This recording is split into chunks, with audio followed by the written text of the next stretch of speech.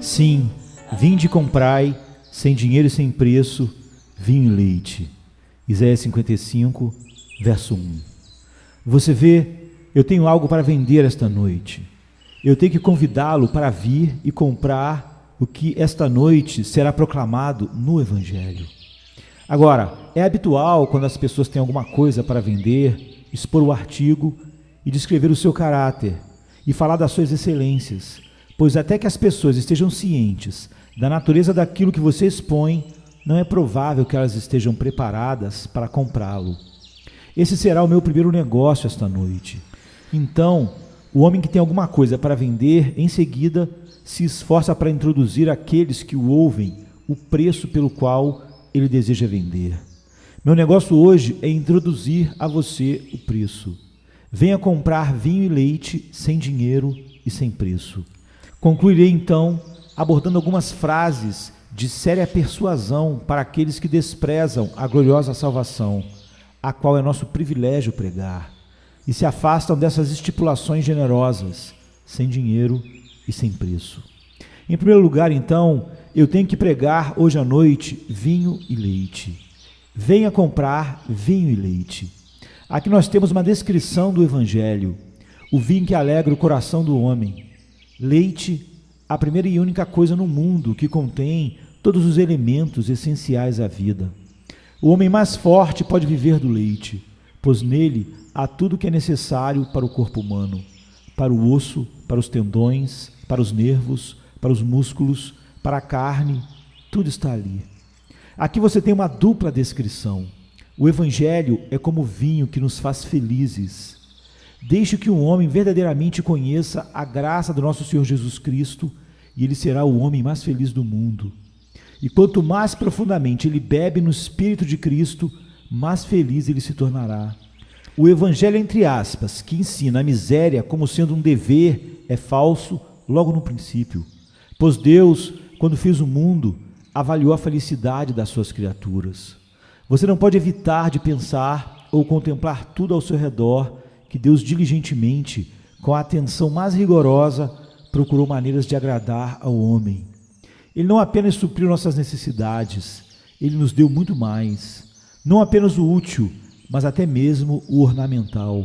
As flores na cerca viva, as estrelas no céu, as belezas da natureza, a colina e o vale, todas essas coisas foram intencionais, não apenas porque precisamos delas, mas para que Deus nos mostrasse como Ele nos amou e como Ele estava ansioso para que fôssemos felizes em suas delícias preparadas que expressam a sua glória e beleza. Agora, é totalmente absurdo que o Deus que criou um mundo feliz enviaria uma salvação miserável. Aquele que é o Criador feliz será um Redentor feliz. Aqueles que provaram que o Senhor é bom podem dar testemunho de que os caminhos do Evangelho são caminhos de delícias e todas as suas veredas são paz. E se essa vida fosse tudo, se a morte fosse o enterro de toda a nossa vida e se a mortalha fosse a mortalha da eternidade, ainda assim, ser um cristão seria uma coisa brilhante e feliz, pois isso ilumina esse vale de lágrimas e enche os poços no vale de Baca até a borda com rios de amor e de alegria. O Evangelho, então, é como vinho. Ele é como leite também, pois no Evangelho há tudo o que você precisa. Você precisa de algo para te ajudar em meus problemas? Há no Evangelho o socorro bem presente na hora da angústia. Você precisa de algo para te encorajar a obedecer? A graça divina, suficiente para tudo o que Deus te chama para sofrer ou para realizar. Você precisa de algo para iluminar os olhos da sua esperança? Há lampejos de alegria no Evangelho que podem fazer seus olhos vislumbrarem novamente os fogos imortais da bem-aventurança. Você precisa de algo para te manter firme no meio da tentação? No Evangelho há aquilo que pode fazer você inabalável e sempre abundante na obra do Senhor. Não há paixão, nem afeto, nem pensamento, nem desejo, nem poder que o Evangelho não tenha preenchido até a borda. O Evangelho foi evidentemente destinado para a humanidade. É adaptado a ela em cada parte. Há conhecimento para a cabeça, há amor para o coração, existem diretrizes para o pé. Há leite e vinho no Evangelho do nosso Senhor Jesus Cristo. E eu acho que há um outro significado para essas duas palavras, leite e vinho. O vinho, você sabe, é uma coisa rica, algo que requer muito tempo para a fabricação. Tem que haver colheita, fermentação e preservação antes que o vinho atinja seu sabor total. Agora, o Evangelho é assim. É algo extraordinário para os dias de festa. Ele dá ao homem poder de usar uma colheita de pensamento, uma fermentação de ação e uma preservação de experiência, até que a piedade do homem apareça como vinho espumante que faz o coração saltar de alegria. Isso é aquilo, eu digo, no Evangelho que faz com que ele seja uma coisa extraordinária, uma coisa para todas as ocasiões e para raras ocasiões, para ser trazida à presença dos príncipes quando esses se sentam à mesa. Mas o leite é uma coisa comum. Você pode obtê-lo todos os dias, em qualquer lugar. Se você apenas for até a fazenda, lá está. Não há preparação necessária. Ele está pronto e à mão. É uma coisa comum. Assim é com o Evangelho, que é uma coisa de todos os dias. Eu amo o Evangelho no domingo, mas bendito seja Deus, eu amo na segunda-feira. O Evangelho é uma coisa para a capela e é uma coisa para a igreja. Não é como vinho, mas é uma coisa para a fazenda, é uma coisa que você pode observar atrás do arado e cantarolar atrás do balcão. O Evangelho de Cristo é uma coisa que você vai até a sua loja com ele, vai para o banco, para o mercado, em todos os lugares. É como leite, um prato de todos os dias, uma coisa que podemos ter sempre e da qual podemos sempre nos alimentar perfeitamente. Oh, graças a Deus! Há vinho para aquele grande dia, quando veremos face a face o Salvador. Há vinho para aquele dia terrível em que iremos atravessar o córrego do Jordão. Vinho que removerá os nossos medos e nos convidará a cantar no meio das ondas escuras da morte. Mas graças a ele, há leite também. Leite para as ocorrências diárias, para ações cotidianas, leite para que bebamos enquanto vivermos e leite para nos acalentar até que o último grande dia venha. Agora, eu acho que expliquei a figura no meu texto, mas ainda assim alguns dirão, o que é o Evangelho? Bem, o Evangelho, considero eu, pode ser encarado de várias maneiras, mas vou estabelecê-lo hoje à noite como isso. O Evangelho é a pregação de um perdão completo, gratuito, presente e eterno para os pecadores através do sangue expiatório de Jesus Cristo. O Evangelho é o que Cristo fez. Se eu de fato entendi o Evangelho, ele tem em si muito mais do que isso, mas ainda assim, esta é a essência do mesmo. Eu tenho que pregar hoje à noite o grande fato de que enquanto todos pecaram, Cristo morreu, e para todos aqueles que o Pai chamar, que agora confessam os seus pecados, porque ganharam a fé como um dom do Espírito, e agora colocam sua confiança em Cristo, há um perdão gratuito e completo. Gratuito nesse aspecto, que você não tem de fazer nada a fim de obtê-lo. O mais vil pecador, atingido pelo pecado, tem simplesmente que derramar suas mágoas queixosas diante de Deus. Isso é tudo o que ele pede. Não há nenhuma aptidão necessária, e tudo que ele pede, a graça mesmo nos dá. Como diz os versos, toda a aptidão que ele requer é sentir sua necessidade dele. Isto ele lhe dá. Esta é a iluminação ascendente do seu espírito. Não há necessidade de passar por anos de penitência, de trabalho duro e de julgamento. O Evangelho é tão livre quanto o ar que você respira. Você não paga para respirar. Você não paga para ver a luz do sol, nem pela água que corre no rio quando você se inclina para beber em sua fonte. Assim, o Evangelho é gratuito. Nada precisa ser feito a fim de obtê-lo. Nenhum mérito precisa ser adquirido a fim de obtê-lo. Há perdão gratuito para o principal dos pecadores, através do sangue de Jesus Cristo. Eu disse que era um perdão completo, e é mesmo. Quando Cristo faz algo, Ele nunca faz pela metade. Ele está disposto esta noite a pagar todos os pecados e purificar cada iniquidade de toda a alma presente, que está agora preparada pela graça de Deus para buscar a sua misericórdia soberana. Se agora, pecador, Deus estabeleceu o seu coração para buscá-lo, Deus inclinou o seu coração, Deus está te levando soberanamente a Cristo. O perdão que Ele está preparado para lhe dar é completo. E não perdão para uma parte dos seus pecados, mas para todos ao mesmo tempo. Como dizem os versos, aqui está o perdão para transgressões passadas, não importa quão obscuras sejam. E ó, minha alma maravilhosa vê, para pecados por vir, aqui está o perdão também. Aqui está o perdão para a sua embriaguez, o perdão para os seus juramentos falsos, perdão para a sua luxúria, o perdão para a sua rebelião contra o céu, perdão para os pecados da sua juventude e para os pecados da sua velhice, para os pecados do santuário e para os pecados do bordel ou taberna. Aqui está o perdão para todos os pecados, pois o sangue de Jesus Cristo, seu Filho, nos purifica de todo pecado. Mas, novamente, o perdão que temos que pregar é um perdão presente. Se você sente a sua necessidade de um Salvador, se agora você está habilitado a crer pelo Espírito Santo em Cristo, você será perdoado agora. Aqueles que têm esperanças comuns dizem que esperam ser perdoados quando eles vierem a morrer. Mas, amados, essa não é a verdade, não é o evangelho que pregamos. Se você fizer a confissão do pecado agora e buscar o Senhor agora, você será perdoado agora.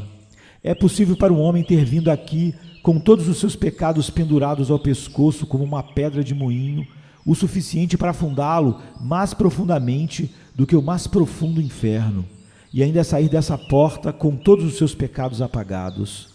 Se agora ele está habilitado a acreditar nele pelo Espírito Santo, ele pode, esta noite, receber o perdão perfeito das mãos de Deus, o perdão de um pecador, que não é uma coisa feita quando ele está morrendo. Isso ocorre quando ele está vivendo, é feito agora. E há alguns aqui, eu confio, e não poucos, que podem se alegrar esta noite no fato de que eles estão perdoados para sempre. Não é uma coisa magnífica para um homem ser capaz de pisar a terra de Deus com uma canção como essa em sua boca? Eu estou perdoado, eu estou perdoado, eu estou perdoado. Eu acho que é uma das canções mais doces de todo o mundo, pouco menos doce do que a dos querubins diante do trono de Deus, como dizem os versos. Como é doce ver o fluxo do seu sangue redentor de almas, com garantia divina, sabendo, ele me reconciliou com Deus. Que vocês dariam por uma salvação como esta, almas melancólicas. Ela é pregada a vocês sem dinheiro e sem preço. E eu estou convidado a clamar: ei, todo mundo que tem sede. Se você sente sua necessidade de Cristo, então o Pai está produzindo isso. Se você está agora pronto para confessar os seus pecados, vem e tome-o livremente, sem dinheiro e sem preço. Mas o melhor ficou para o final. O perdão que é proclamado hoje à noite não é apenas gratuito e completo e presente, mas é um perdão que durará para sempre. Se uma rainha perdoa qualquer um, concede um perdão gratuito. É impossível que o homem seja punido pelo mesmo delito. Muitas vezes, no entanto, a rainha concede um alívio que não é um perdão completo. Há casos em que as pessoas só estão perdoadas a ponto de não serem executadas pelo crime, mas ficam confinadas enquanto for desejo da sua majestade. Agora, nosso Senhor nunca faz isso. Ele faz uma purificação do mesmo. Não há um só pecado que Ele permita que permaneça. Quando Ele lava a alma, Ele lava mais branca do que a neve. Deus faz as coisas perfeitamente. Mas o melhor de tudo é que o que Ele faz uma vez é para sempre. Esta é a glória do Evangelho. Se você for perdoado esta noite, você é salvo agora, mas você nunca será condenado. Se o homem crê realmente em Cristo com todo o seu coração, a sua salvação está segura acima de todo risco, pois essa é uma obra soberana de Deus, através do sangue do Filho e do poder infinito do seu Espírito. E eu sempre olho para esse fato como a própria joia da coroa da salvação, o fato dela ser irreversível. Aqueles que Ele predestinou, a esses chamou, os que chamou, a esses justificou, e os que justificou, a esses Ele glorificou, como diz Paulo. Se eu entrego a minha alma nas mãos de Deus, é como dizem os versos, sua honra é pronta para salvar a mais cruel das suas ovelhas. Tudo o que seu Pai Celestial deu, suas mãos firmemente mantêm. Nem morte ou inferno poderão jamais apartar seus favoritos e eleitos do seu peito. No querido seio de Deus, eles devem para sempre descansar. Deus não faz de você seu filho hoje e te expulsa amanhã. Ele não te perdoa hoje e depois te pune no dia seguinte. Tão certo como Deus é Deus, se você receber o seu perdão esta noite, cristão, a terra pode derreter como uma espuma que em um momento se dissolve na onda que a carrega e se perde para sempre. O grande universo pode passar e ser como a geada antes do sol da manhã, mas você nunca poderá ser condenado enquanto Deus é Deus. Aquele que tem o seu perdão assinado e selado está fora do alcance do dano. Eu não pregaria diferente, não me atrevo. Não valeria a pena ser recebido por vocês. Não valeria a pena me dar ao trabalho de pregar. Mas isso vale a pena qualquer homem obter, de fato, pois é um investimento certo. Aquele que se coloca nas mãos de Cristo tem um protetor certo, aconteça o que acontecer. Haja fortes tentações ou afeições fortes. Haja fortes dores ou deveres rígidos. Mas aquele que nos ajudou, aquele que nos ressuscitou, nos sustenta até o fim e faz de nós mais do que vencedores também. Ser perdoado uma vez, com a certa garantia de que seremos perdoados para sempre, acima do risco de sermos lançados fora. Isso é o Evangelho. E agora de novo, eu somente pregarei essa salvação, pois este é o vinho e leite, que é proclamado sem dinheiro e sem preço. Amado, tudo isso deve ser adquirido pela fé em Cristo, que Deus mesmo nos dá como um dom soberano. Isso não vem de vós, é dom de Deus. Quem crê naquele que morreu na cruz e entregou sua vida por nós, nunca entrará em condenação. Ele passou da morte para a vida e o amor de Deus habita nele. E agora, depois de ter assim exibido o artigo, meu próximo negócio é apresentar aos licitantes a caixa de leilão e vendê-la. Minha dificuldade é apresentar a você o meu preço. Como disse o velho Howland, ele estava pregando em uma feira e ele ouviu um homem vender seus bens.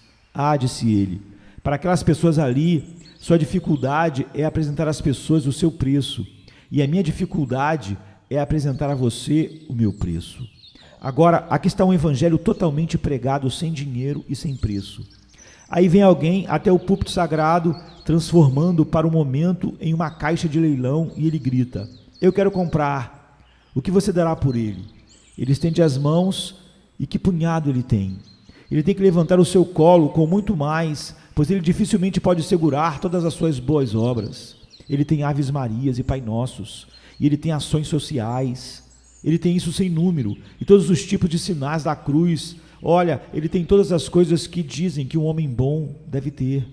Ele tem inúmeras flexões de joelhos e prostrações diante do altar. Ele tem reverência à hóstia, à participação nas missas e assim por diante. Em francês, eles chamam a missa de messe, e é uma bagunça mesmo, sem dúvida. Mas há um grande número de pessoas que confiam nela, e quando elas vêm diante de Deus, elas trazem todas essas coisas como fundamento da sua confiança. Ou então, pode ser um homem que seja um homem secular e que não crê em nada, mas ele traz suas boas obras, suas ações de bondade para com o próximo, e tudo isso é inútil. Então, senhor romanista, você está vindo para obter salvação, não é? E você trouxe tudo isso com você, e você, homem secular, está trazendo suas boas ações? Amigo, eu sinto muito por você, mas você tem que ir para longe da caixa com todas as suas performances, pois é sem dinheiro e sem preço. E até que você esteja preparado para chegar de mãos vazias, você nunca poderá tê-lo. Se você tem alguma coisa de si próprio, você não pode recebê-lo. Mas diz ele: eu não sou um herege, não sou infiel, eu não sou um homem mau, não faço eu a confissão e obtenho a absolvição, e não pago meu trocado, ou, mesmo sendo um homem secular e não crendo em Deus, não sou um bom cidadão, não faço bem ao próximo? Você faz, meu amigo? Tudo isso não serve para nada aqui, pois aquilo que é bom, você pode obter sem dinheiro e sem preço. A luz pela qual pagamos é uma coisa doentia, mas a que recebemos do céu por nada é a rica luz saudável, que faz o coração feliz. Assim, o perdão que vem de Cristo é sem dinheiro e sem preço, pois só Cristo é aceitável diante do Pai. Todos nós somos filhos da ira. Em seguida, outro vem e diz: estou feliz por você ter tratado assim essas pessoas. Eu odeio a igreja de Roma. Eu sou um verdadeiro protestante e desejo ser salvo. O que você trouxe, Senhor? Eu não trouxe nenhuma Ave Maria, nem Pai Nosso. Eu abomino os nomes. Eu não gosto desses nomes em latim, mas eu exerço meu livre-arbítrio para fazer as coisas que agradam a Deus. Eu pago coleta todo domingo. Estou muito atento às minhas orações. Eu vou à igreja tão logo as portas estejam abertas. Ou, se ele é um dissidente, eu vou à capela 3 vezes no sábado e eu assisto às reuniões de oração. E além disso, eu pago a todos 20 shillings por libra. Prefiro pagar 21 shillings do que 19. Eu não gostaria de magoar ninguém. Eu não piso nem em um verme se eu puder evitar. Sou sempre generoso em ajudar os pobres quando posso. Talvez eu tenha um pequeno deslize de vez em quando. Talvez eu me desvie um pouco. Ainda assim, se eu não for salvo, não sei quem será. Eu sou tão bom quanto os meus vizinhos. E eu acho que, Senhor, eu certamente deveria ser salvo, pois tenho muito poucos pecados e são tão poucos que não machucam outras pessoas, não fazem mal aos meus semelhantes. Eles me machucam mais do que a qualquer outro. Além disso, são ninharias. Apenas 1 ou 2 dias no ano eu me libero e, afinal, um homem deve ter um pouco de diversão. Garanto-lhe que eu sou um dos melhores, mais honestos e sóbrios de hoje em dia. Bem, meu amigo, eu sinto muito em ouvir você brigar com os romanistas, porque eu não gosto de ver os irmãos gêmeos discordarem. Aqueles que acreditam na sua bondade estão todos no mesmo barco. Aqueles que acreditam que são livres, e que têm livre-arbítrio, e que podem fazer coisas que Deus possa aprovar, estão no mesmo barco. Eles não veem a miséria do pecado e da morte espiritual neles. Vocês dois são do mesmo tipo, acreditem em mim, pois a essência do papado é a salvação pelas obras e cerimônias. É justiça própria. E se o homem for ateu e cheio de justiça própria, ele está no mesmo barco. Você não pratica suas obras e cerimônias, mas em seguida você espera ser salvo por conta própria. Você é tão ruim quanto ele. Vou lhe mandar embora. Não há salvação para você, pois é sem dinheiro e sem preço. Enquanto você trouxer essas suas finas e boas obras, você não pode tê-la. Observe, eu não encontro qualquer falha com elas. Elas podem ser boas o suficiente por elas mesmas, mas elas não servirão para esta noite e elas não servirão para o dia do julgamento de Deus. Pratique essas coisas tanto quanto você quiser. Elas são boas por elas mesmas, mas ainda assim, na questão da salvação, você deve deixá-las para trás e vir para ela como pobre pecador culpado e a obtenha sem dinheiro e sem preço. Alguém pergunta: você acha falha nas boas obras? De jeito nenhum.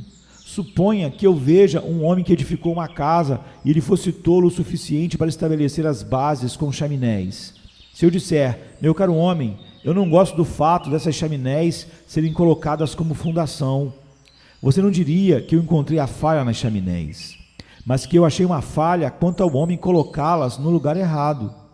Deixe que ele ponha boa alvenaria sólida na base e depois, quando a casa for construída, ele pode colocar quantas chaminés ele quiser.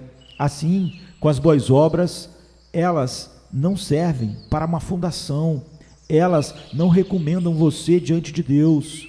A fundação deve ser construída tão somente pelo material sólido da perfeita justiça de Cristo. Nossa esperança deve ser construída sobre nada mais, nada menos do que o sangue e a justiça de Jesus. E quando nós construirmos uma fundação com isso, podemos ter tantas boas obras quanto quisermos, tanto mais melhor, mas apenas se elas forem produtos da graça soberana, se for Deus produzindo o querer e o efetuar, não vindas de nós mesmos, pois em nossa carne não habita bem algum. Mas para uma fundação, as boas obras são coisas instáveis e frágeis e inúteis. E aquele que as usar verá a sua casa cambalear até o chão. Mas veja outro homem, ele vem de muito longe e diz: Senhor, eu estou com medo de vir. eu não poderia vir e fazer uma oferta pela salvação. Senhor, eu não tenho educação, eu não sou culto, eu não posso ler um livro. Eu gostaria de poder, meus filhos vão para a escola dominical. Eu gostaria que houvesse uma coisa dessa no meu tempo, mas eu não tinha. Eu não posso ler e não adianta eu querer ir para o céu. Eu vou à igreja às vezes, mas puxa vida, não é nada bom. O homem usa essas palavras longas que eu não consigo entender. E eu vou para a capela às vezes, mas eu não consigo entender. Eu conheço um pouco dos hinos que meu filho canta. Eu conheço o tema desses hinos, como os versos que dizem: amável Jesus, manso e suave, ó quão alegre será quando nos encontrarmos para não mais partir. Eu gostaria que eles pudessem pregar assim, e então talvez eu poderia entender. Mas eu não sou nenhum culto, Senhor, e eu acho que não posso ser salvo. Ó, meu caro amigo, você não precisa estar aí atrás, venha para frente. Não é preciso bolsas de estudos para ir para o céu. Quanto mais você souber, melhor será para você na terra, sem dúvida, mas não será de nenhum uso especial para você no céu. Se você pode ler o seu título claro nas mansões do céu, se você sabe o suficiente para confessar ser um pecador perdido e Cristo um grande Salvador, isso é tudo que você precisa saber para chegar ao céu. Há muitos homens no céu que nunca leram uma letra na terra. Muitos homens que não podiam, se a sua vida dependesse disso, assinar seus nomes, mas foram compelidos a escrever uma cruz como marca de Tom Stills, e lá estão eles entre os mais brilhantes do céu. O próprio Pedro não tem um lugar mais brilhante do que qualquer pobre alma ignorante que olhou para Jesus Cristo e foi iluminada. Vou te contar uma coisa para te confortar. Você não sabe que Cristo disse que os pobres tinham o evangelho pregado a eles, e além disso, ele disse: aquele que não se converter e se tornar como uma criancinha não pode entrar no reino dos céus? O que isso significa, a não ser que devemos crer no evangelho como crianças? Uma criança pequena não tem muito a aprender, ela só acredita no que lhe é dito, e é isso que você deve fazer. Você deve acreditar no que Deus diz a você. Ele diz que Jesus Cristo veio ao mundo para salvar os pecadores. Isso não é coisa difícil, não é? Você pode acreditar nisso. E se você pode, se você é destituído de todo conhecimento humano, você deve sem dúvida saber daqui por diante o que você não sabe agora. Agora veja um homem levantar-se da cadeira e ele diz: bem, eu obteria a salvação, Senhor. Eu fiz em meu testamento provisões para a construção de 1 ou 2 igrejas e alguns asilos. Eu sempre dedico uma parte da minha renda à causa de Deus. Eu sempre socorro os pobres e pessoas semelhantes. Eu tenho uma boa soma de dinheiro e eu tomo cuidado para não deixar que se acumule. Eu sou generoso e eu tento estabelecer pobres comerciantes e assim por diante. Isso não me levará para o céu? Bem, eu gosto muito do que você faz, mas se você tiver essas coisas como a sua esperança do céu, meu querido amigo, devo frustrá-lo. Você não pode comprar o céu com ouro ou com nada. Ora, eles pavimentam as ruas lá de cima com ele. Não nos é relatado no livro do Apocalipse que as ruas da cidade eram todas de ouro puro, semelhante a vidro transparente? Ora, mesmo se você tivesse milhões, você não poderia comprar uma laje com isso. O barão de Rothschild não poderia comprar 1 metro quadrado de céu, mesmo se gastasse todo o seu dinheiro nele. É um lugar precioso demais para ser comprado com ouro e prata. Se toda a riqueza das Índias pudesse ser investida a fim de comprar um vislumbre sequer do céu, mesmo assim seria inútil. Não há homem que conseguiria sequer uma olhadela distante dentre seus portões de pérolas por todo o ouro que um coração poderia imaginar ou cobiçar desejar. Ele é dado por nada. Cristo nunca vai vendê-lo, nunca, porque não há nada que possa ser considerado igual ao seu valor em absoluto. O que Cristo comprou com seu sangue, você não pode comprar com ouro, boas ações ou justiça própria. Ele nos redimiu não com coisas corruptíveis, como prata ou ouro, mas com o seu precioso sangue. E não há nenhum outro preço que possa ser permitido. Ah, meu rico amigo, você está apenas no mesmo nível que o seu trabalhador mais pobre. Você pode usar casimira e ele flanela, mas ele tem tão boa oportunidade de ser salvo quanto você, porque vocês dois são filhos da ira e só podem ser salvos por graça soberana. Ah, minha senhora, cetim não tem preferência no céu acima da chita ou algodão. Como dizem os versos, portanto, ninguém está excluído, exceto aqueles que se excluem. Riqueza faz distinção na terra, mas nenhuma distinção na cruz de Cristo. Vocês devem todos vir igualmente ao escabelo de Jesus, ou então nem mesmo vir. Conheci um pastor que me disse uma vez que ele foi enviado para o leito de morte de uma mulher que foi muito bem de vida no mundo. E ela disse: Senhor Baxter, você acha que quando eu chegar ao céu, Betsy, minha criada, estará lá? Bem, ele disse, eu não sei muito sobre você, mas Betsy estará lá, pois eu sei que menina piedosa ela é. Bem, disse a senhora, você não acha que haverá um pouco de distinção? Eu nunca poderia aceitar em meu coração sentar-se com uma garota desse tipo. Ela não tem gosto, não tem educação, e eu não poderia suportar. Eu acho que deveria haver um pouco de diferença. Ah, você não precisa se incomodar, senhora, disse ele. Haverá uma grande diferença entre você e Betsy, se você morrer no temperamento em que você está agora. Mas a distinção estará no lado errado, porque você vai vê-la no seio de Abraão, mas você mesmo será expulsa. Enquanto tiver tanto orgulho em seu coração, você nunca poderá entrar no reino dos céus. Ele falou com ela muito claramente e ela ficou ofendida. Eu acredito que ela preferia ser encontrada fora do céu do que submeter-se a sentar-se com a sua criada Betsy. Vamos respeitar posições e títulos aqui, por favor, mas quando pregamos o Evangelho, não conhecemos tal coisa. Se eu pregasse a uma congregação de reis, pregaria o mesmo Evangelho que eu pregaria para uma congregação de camponeses. O rei em seu trono e a rainha em seu palácio não têm um Evangelho diferente que você e eu.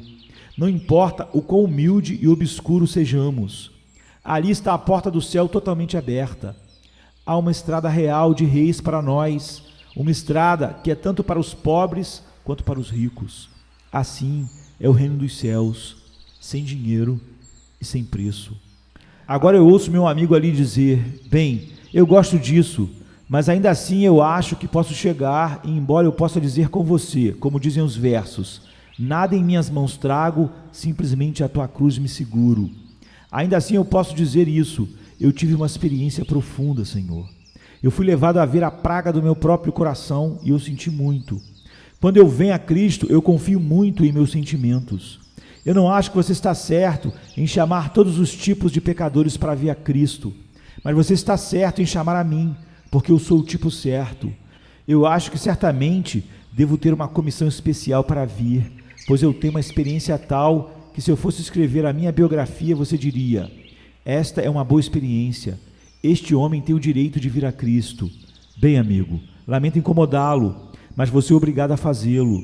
Se você traz sua experiência para Cristo quando você vem a Ele, você é tão ruim quanto o romanista que traz sua missa e Ave Marias. Eu posso até gostar da sua experiência entre aspas, mas se você a traz quando você vem a Cristo, você a coloca antes de Cristo e ela vira um anticristo. Fora com isso, fora com isso. Quando pregamos para os pobres pecadores e tentamos descrever seu estado de natureza e seus sentimentos, eu receio, afinal de contas, que estejamos promovendo um espírito de justiça própria e ensinando nossos ouvintes a pensar que eles devem obter certos sentimentos antes que eles possam vir a Cristo. Deixe-me, se eu puder, pregar o Evangelho da maneira mais ampla possível, e esse é o caminho mais verdadeiro.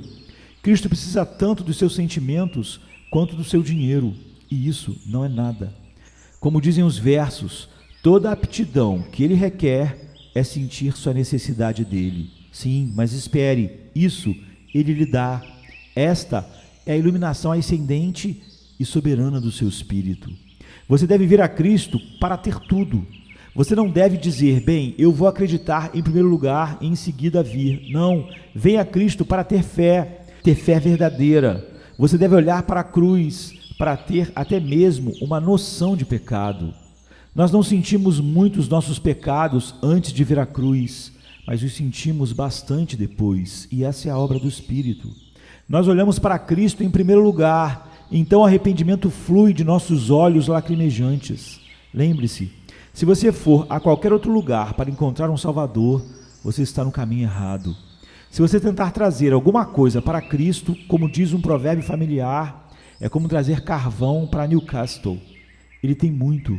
Ele não precisa de nada que seja seu. E mais, assim que Cristo vê algum em suas mãos, ele irá despedi-lo imediatamente. Ele não terá nada a ver com você, até que você possa dizer: nada em minhas mãos eu trago, simplesmente a tua cruz me agarro. Ouvi falar sobre um escravo negro que estava convencido do pecado e, ao mesmo tempo, o seu mestre estava sob convicção. O negro encontrou a paz com Deus, mas o mestre passou um longo tempo procurando sem qualquer esperança. E finalmente ele disse: eu não consigo entender como é que você encontrou conforto tão cedo e eu não posso obtê-lo de jeito nenhum. Assim, o negro, depois de pedir ao seu mestre para desculpá-lo por falar claramente, disse: Senhor, eu penso que é justamente isso.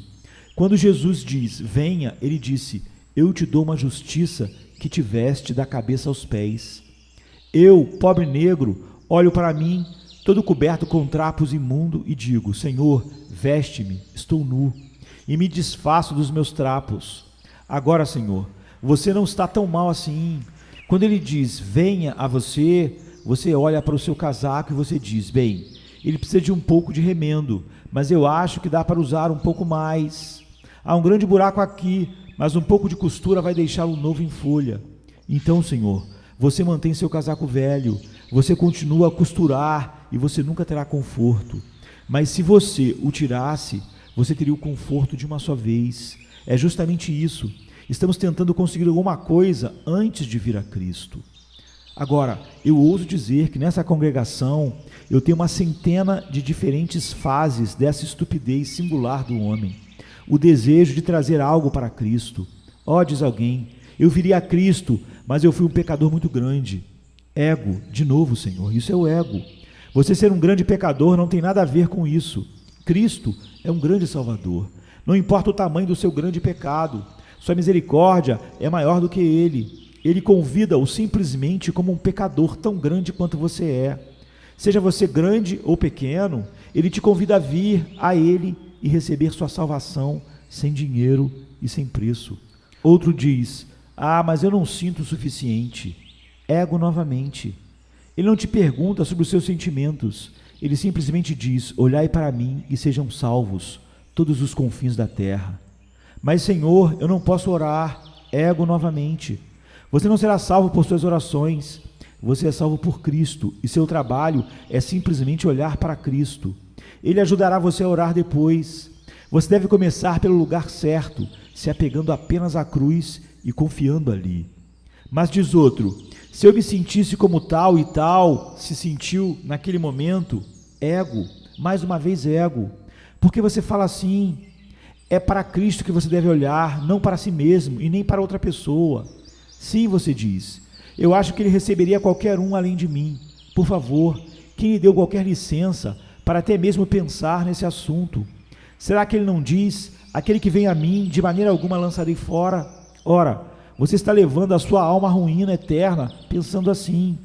Desista de pensar e creia. São os seus pensamentos como os pensamentos de Deus? Lembre-se, os pensamentos dele são muito superiores aos seus, como o céu é superior à terra.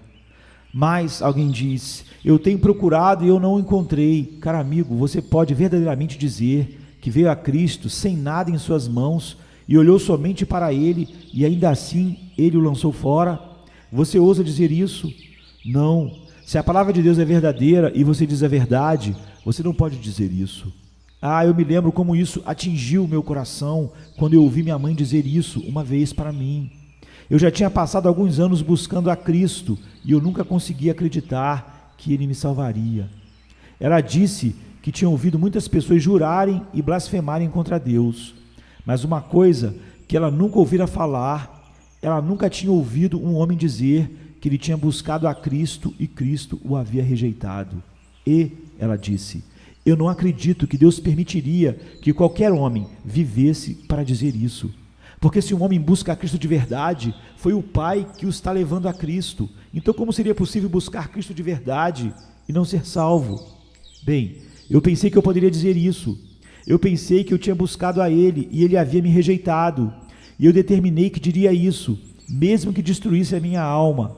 Eu falaria o que eu achava que era verdade. Mas eu disse a mim mesmo, eu tentaria uma vez mais. E eu fui ao mestre com nada de mim mesmo, lançando-me simplesmente em sua misericórdia. Eu acreditei que ele morreu por mim, e bendito seja o seu santo nome. Ó, prove-o, como diz os versos. Faça somente uma prova do seu amor. Experimentar vai decidir. Quão abençoados são aqueles, e somente aqueles, que em seu amor confiam. Se você se reduzir a esse preço e receber a Cristo por nada, somente como Ele é, sem dinheiro e sem preço, você não poderá encontrar nele um mestre difícil.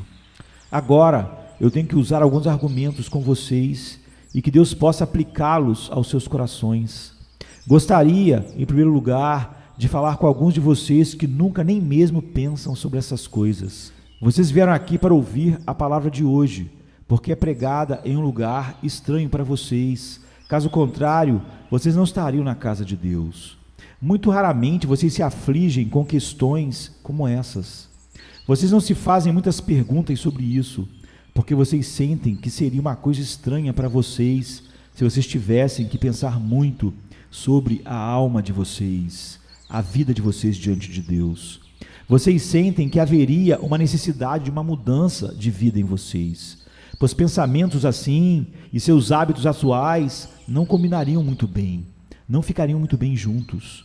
Meus queridos amigos, tenham paciência comigo por um momento, se eu pressionar muito de vocês para casa. Você já ouviu falar de avestruz?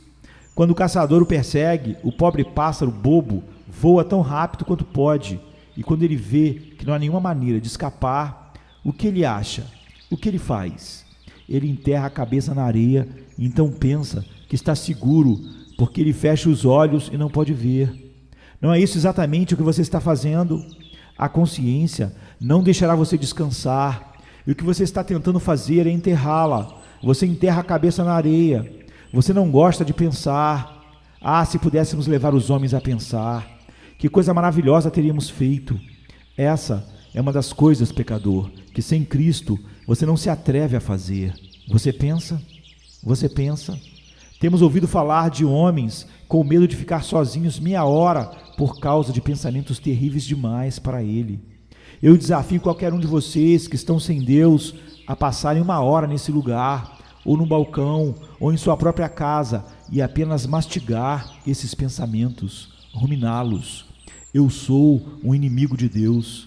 Meus pecados não são perdoados. Se eu morrer hoje à noite, eu estou condenado por toda a eternidade. Eu nunca busquei a Cristo e nunca encontrei para ser meu. Nunca o encontrei para ser meu. Eu desafio você a manter-se nisso durante uma hora. Você não ousa. Você teria medo da sua sombra. A única maneira de os pecadores serem felizes, entre aspas, é por irreflexão, é por parar de pensar. Eles dizem, cubra-se, enterre meu morto fora da minha vista. Eles afastam esses pensamentos. Agora, isso é sábio? Há algo no Evangelho? Se não, será consistente você negar.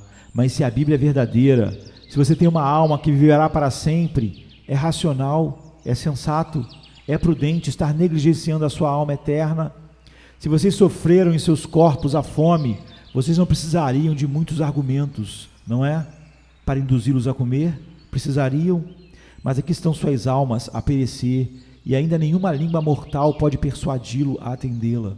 Ah, não é estranho que os homens viverão para sempre na eternidade, e ainda assim eles nunca se prepararam para isso?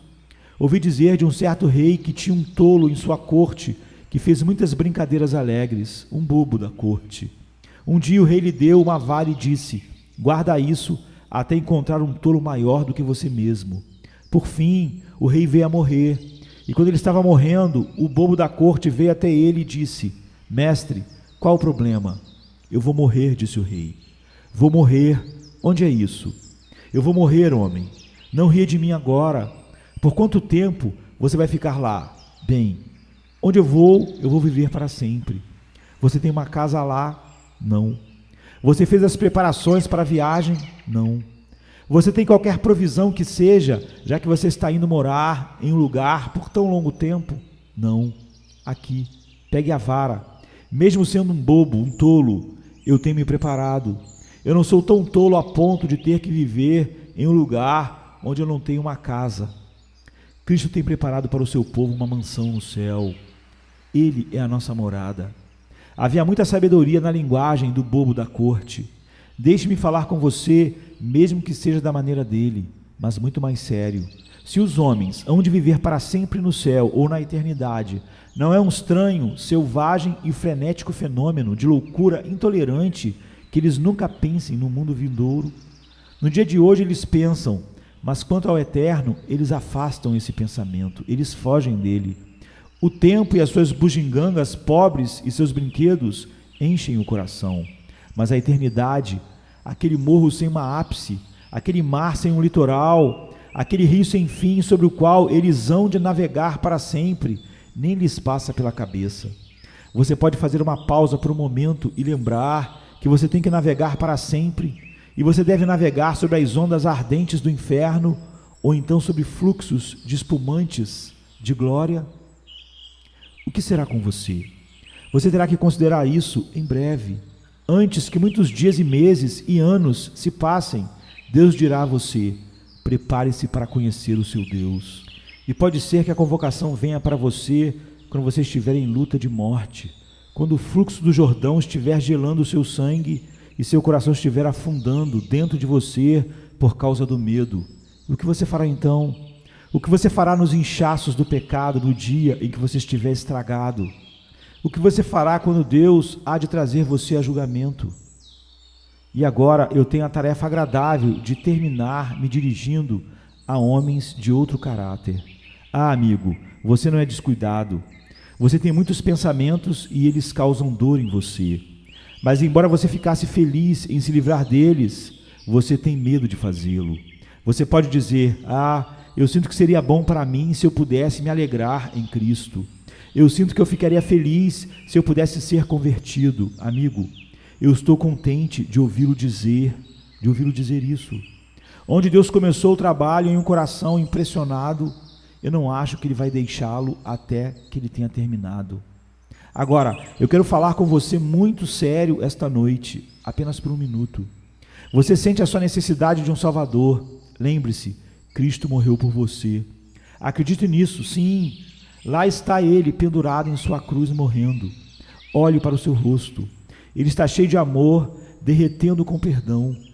Seus lábios estão se movendo e Ele diz: Pai, perdoa-lhes. Você vai olhar para Ele. Você pode ouvi-lo dizer isso e ainda se afastar. Tudo o que Ele lhe pede é simplesmente que olhe e esse olhar te salvará. Você sente a sua necessidade de um Salvador. Você sabe que você é um pecador. Por que se demorar? Não diga que você é indigno. Lembre-se, Ele morreu pelos indignos. Não diga que Ele não veio te salvar. Lembre-se, Ele morreu pelos náufragos do diabo. A escória do mundo, Cristo redimiu. Olhe para Ele. Você pode olhar para Ele e não acreditar nele.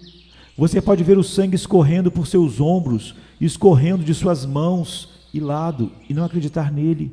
Ó, por aquele que vive e foi morto, e está vivo para todo sempre, peço que você acredite no Senhor Jesus Cristo, porque assim está escrito: aquele que crê no Senhor Jesus Cristo e for batizado, será salvo. Uma vez, quando Rowland Hill estava pregando, aconteceu de Lady Anne Askane estar passando por ali. Ela estava na extremidade do círculo e ela perguntou ao cocheiro por que todas aquelas pessoas estavam lá. Ele respondeu: eles vão ouvir Rowland Hill. Bem, ela tinha ouvido falar muito sobre aquele homem estranho, considerado o mais selvagem dos pregadores, e assim ela se aproximou.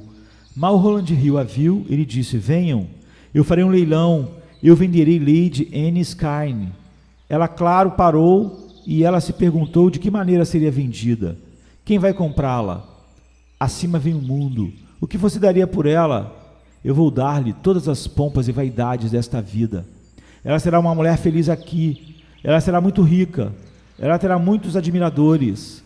Ela passará por este mundo com muitas alegrias. Você não pode tê-la. Sua alma é uma coisa eterna.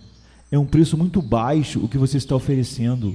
Você só está dando um pouco, e o que aproveitaria a ela ganhar o mundo inteiro e perder a sua alma? Aí vem outro comprador, aqui está o diabo. O que você daria por ela? Bem, ele diz, eu vou deixá-la desfrutar dos prazeres do pecado por algum tempo. Ela deve ceder a tudo que seu coração se determinar a fazer. Ela terá tudo para deliciar os seus olhos e ouvidos. Ela deve ceder a cada pecado e vício que puder, eventualmente, lhe dar um prazer transitório. Ah, Satanás, o que você vai fazer por ela quanto à eternidade? Você não pode tê-la, pois eu sei o que você é. Você daria um preço insignificante por ela e, em seguida, destruiria sua alma por toda a eternidade. Mas aí vem outro, eu o conheço, é o Senhor Jesus. O que o Senhor dará por ela? Ele diz, não é o que eu vou dar, é o que eu dei. Eu dei a minha vida, o meu sangue por ela.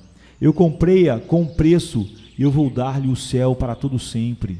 Vou dar-lhe a graça divina em seu coração para que ela seja transformada pelo meu poder soberano. Agora, e vou dar a ela glória por toda a eternidade. Ó Senhor Jesus Cristo, disse Roland Hill, o Senhor pode tê-la, o Senhor pode tê-la. Lady Anne Skine, você concorda com o acordo? Ela foi justamente comprada. Não houve resposta que poderia ser dada. Está feito, disse ele, está feito. Você é do Salvador, eu a comprometi a ele. Nunca quebre esse contrato. E ela nunca o fez. Daquele tempo em diante, de uma mulher imprudente e volátil, ela se tornou uma das pessoas mais sérias, uma das mais defensoras da verdade do Evangelho naqueles tempos. E ela morreu em uma gloriosa esperança e certeza de entrar no reino dos céus. Eu ficaria muito satisfeito se eu pudesse fazer esse jogo com alguns de vocês esta noite. Se você disser agora, Senhor, o meu coração é teu, porque foi comprado por ti, e o Espírito Santo soberanamente cria arrependimento, fé e desejo por ti em mim. Cristo, estou pronto. Se Ele fez com que você estivesse pronto, mas pronto ainda Ele está. Quem está disposto a aceitar a Cristo, Cristo está disposto a tê-lo, porque foi Ele que tornou essa pessoa disposta. O que você diz? Você irá com este homem? Se você diz sim, Deus te abençoe. Cristo diz sim também, e você está salvo, salvo agora e salvo para sempre. Amém. Amém.